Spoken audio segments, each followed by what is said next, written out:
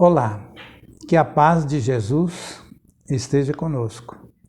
Do livro Caminho, Verdade e Vida, do Emmanuel, lição número 100, Auxílio do Invisível, nós temos um trecho de Atos dos Apóstolos, capítulo 12, que diz assim: E depois da passagem, a primeira e segunda guarda chegaram à porta de ferro que dá para a cidade, a qual se lhes abriu por si mesma.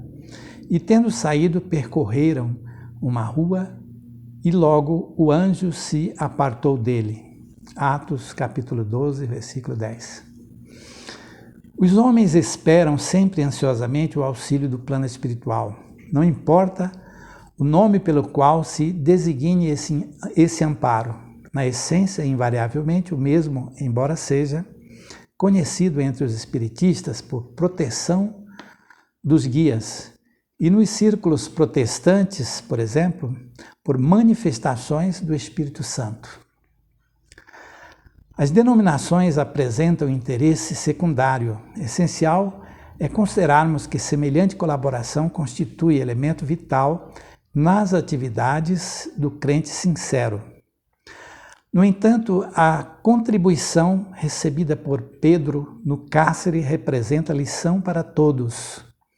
Sob cadeias pesadíssimas, o pescador de Cafarnaum vê aproximar-se o anjo do Senhor que o liberta, atravessa em sua companhia os primeiros perigos na prisão.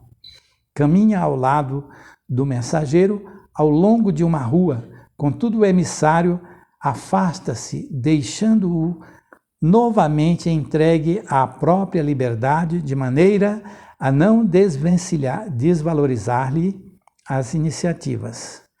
Essa exemplificação é típica.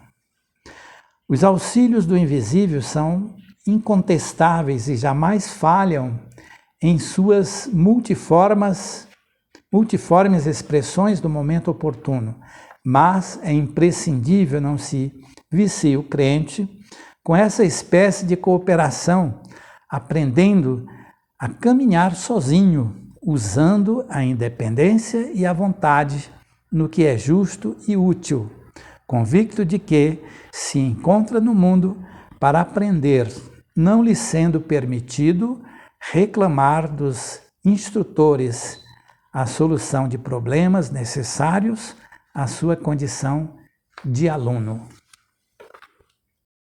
Todos nós na Terra esperamos ansiosamente o auxílio da espiritualidade superior. Não importa como se designe essa solicitação, esse auxílio espiritual. No ambiente espiritista, habitou-se a dizer que os guias espirituais são nossos protetores. No ambiente protestante, por exemplo, eles dizem que é a proteção do Espírito Santo, a manifestação do Espírito Santo. Hoje nós sabemos, através de informações do próprio Emmanuel e outras mensagens psicografadas igualmente pelo Chico Xavier, de que o termo manifestação do Espírito Santo era comum na primeira igreja de Jerusalém, fundada na estrada que liga Jerusalém a Jope, a primeira igreja do mundo, onde normalmente se comentava, quer dizer, os frequentadores falavam na manifestação do Espírito Santo. Então vamos para a igreja participarmos da manifestação do Espírito Santo. Então era a manifestação dos Espíritos. E hoje nós já sabemos no que se transformou esse termo, a partir dos primeiros grandes concílios, os concílios onde se promoveram as grandes modificações do cristianismo. E, portanto, as denominações também não se representam muito. Por exemplo, hoje no ambiente espírita, muito comumente em conversa, nós comentamos, nós falamos de que a religião é um rótulo. Na verdade, não é um rótulo, mas nós enfatizamos isso às vezes para dar uma demonstração de que o mais importante não é a religião, mas o mais importante é seguir os preceitos do Evangelho de Jesus, é colocar em prática o amai-vos uns aos outros, é dar atenção profunda e prática nos ensinamentos do Cristo de Deus. Aqui há uma referência à prisão de Pedro, que ocorreu em Jerusalém, nos tempos do governo do imperador Cláudio de Roma.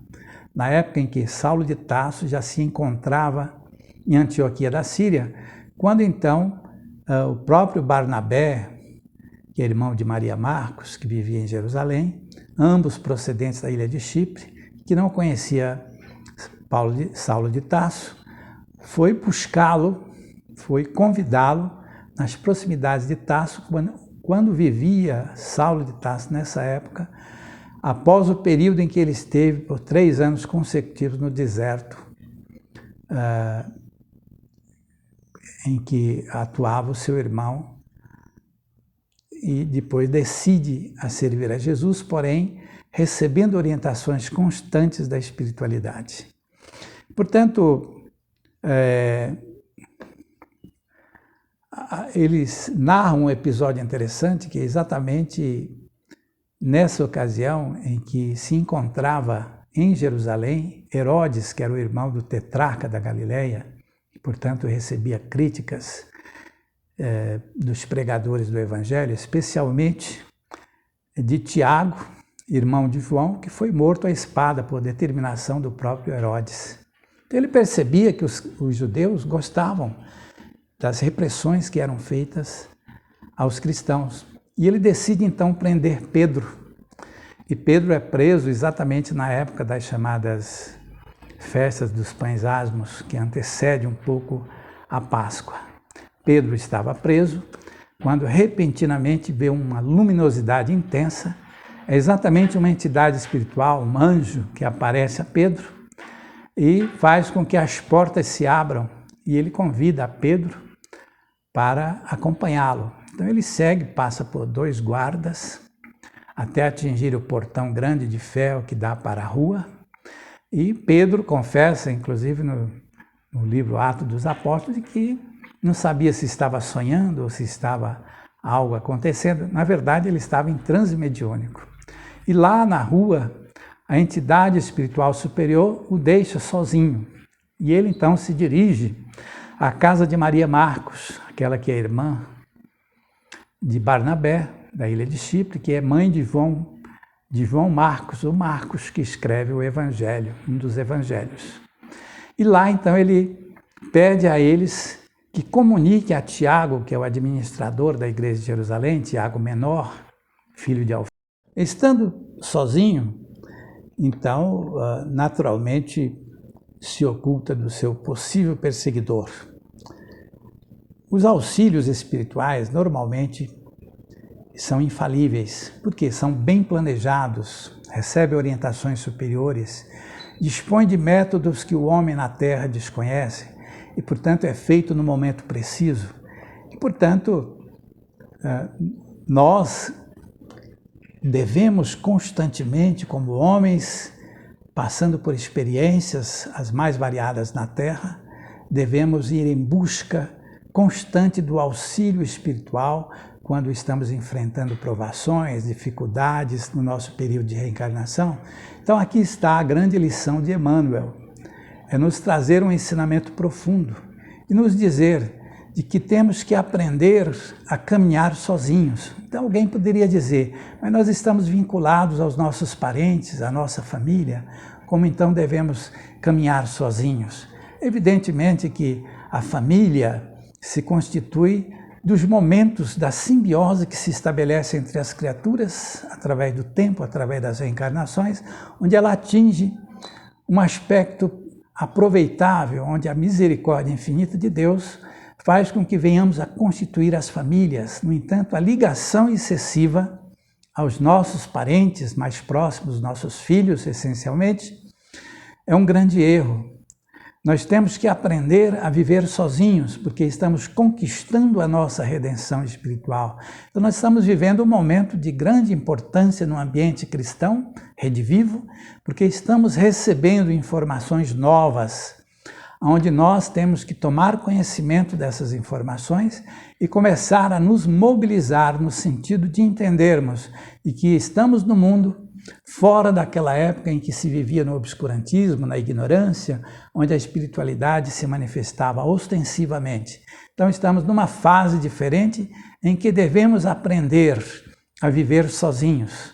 Portanto, a família é de grande importância, mas o excesso, as ligações excessas com os nossos parentes mais próximos é extremamente nociva. Então nós temos que entender que a família é uma época em que vivemos, muito importante, porém passageira, e que a nossa redenção espiritual reclama e nos diz que devemos ser elementos individuais, devemos ser elementos que devemos nos conduzir sozinhos e, portanto, através das experiências como um aluno que se propõe a viver sozinhos, conforme os ensinamentos novos da doutrina dos Espíritos. Cada um de nós tem que ter uma consciência plena deste dever de que nós, em nossa evolução, passada esta fase em que necessitamos formar os grupos familiares, nós estaremos inseridos num contexto diferente, onde a nossa individualidade deverá ser seguida pelo nosso raciocínio, para que os bens divinos, quando nos beneficiem, que venham pela nossa própria intuição, pelas nossas próprias ideias.